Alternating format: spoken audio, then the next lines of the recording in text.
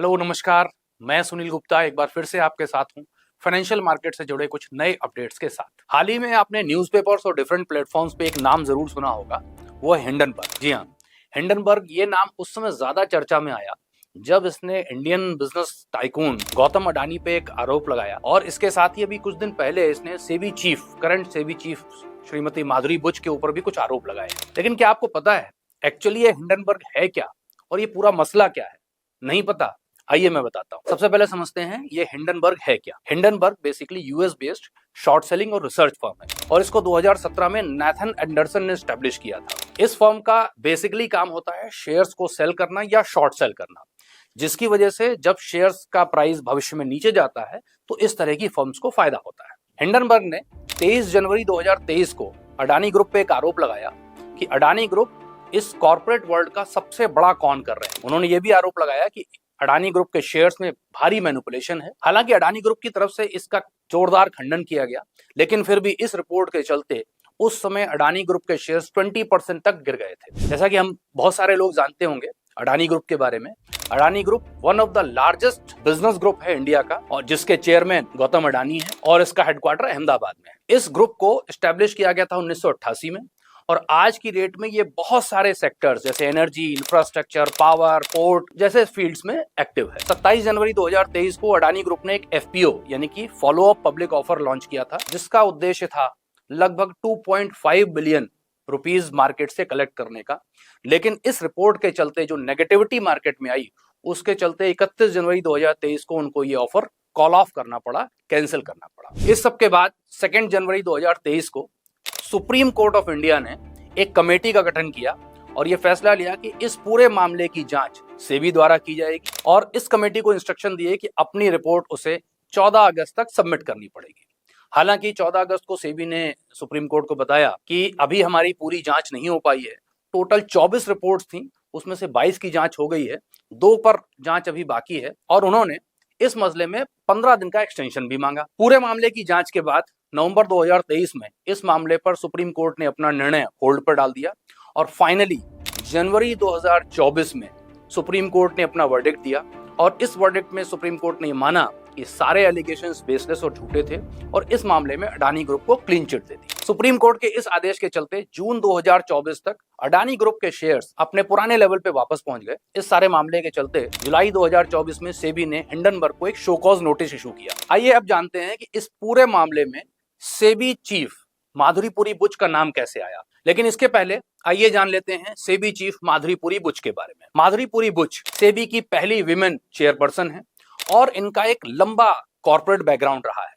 इन्होंने अपने पूरे कॉर्पोरेट करियर में आईसीआईसीआई बैंक में डिफरेंट पोजीशंस पे काम किया है, और 2009 से 2011 तक वो आईसीआईसीआई सिक्योरिटीज की सीईओ भी रही। बाद में उन्होंने सेबी की वॉचडॉग टीम को ज्वाइन किया एज होल टाइम मेंबर, और 2017 से 2021 तक इस पद पर कार्य किया। फाइनली 2022 में उनको सेबी का चेयरपर्सन नियुक्त किया गया। इनका टर्म 2025 तक यानी कि मार्च 2025 में समाप्त होगा।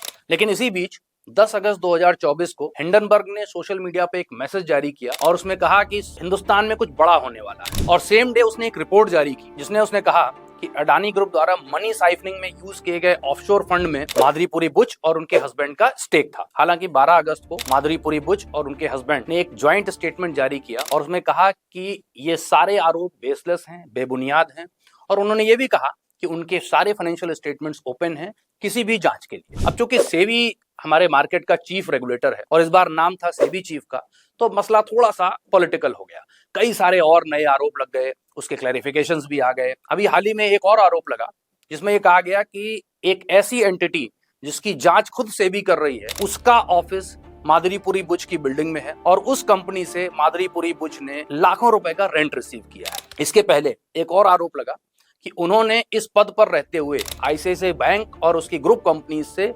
लाखों करोड़ों रुपए की सैलरीज और ईसोप्स प्राप्त किए। हालांकि आईसीआईसीआई बैंक ने भी इस पे क्लैरिफिकेशन दिया कि 2013 में उनके रिटायरमेंट के बाद न तो आईसीआईसीआई बैंक या उसकी ग्रुप कंपनी ने कोई भी श्रीमती बुश को कोई सैलरी दी है, ना ही कोई ईसोप्स दिए हैं, एक्सेप्ट हर रिटायरमेंटरी बेनिफिट्स। इस सब के बीच सेबी के एम्प्लॉइज ने भी प्रोटेस्ट करना शुरू कर दिया against toxic work culture in SEBI during her tenure. एक एनोनिमस लेटर भी जारी हुआ जिसका टाइटल था grievance of SEBI officer, a call for respect, जिसमें बहुत सारे डिटेल्ड कंप्लेंट्स थी। इस सब के चलते सेबी चीफ की इंटीग्रिटी पे क्वेश्चन उठने लगा और जो आम इन्वेस्टर जो सेबी पर आंख मूंद के भरोसा करते हैं, डेफिनेटली वो भी चिंतित हुए। इन्हीं सब के चलते गवर्नमेंट ने फाइनली ये डिसाइड किया कि इस पूरे मामले की जांच पीएसी यानी कि पार्लियामेंट्री अकाउंट कमेटी करेगी और वो इस मामले में सेबी चीफ को समन भी कर सकती है। इन सारे इन्वेस्टिगेशंस का जो भी रिजल्ट हो, हम उम्मीद करते हैं कि हमारे रेगुलेटर सेबी की साख पर कोई बट्टा नहीं लगेगा और सारे इन्वेस्टर जो इंडियन इन्वेस्टर्स हैं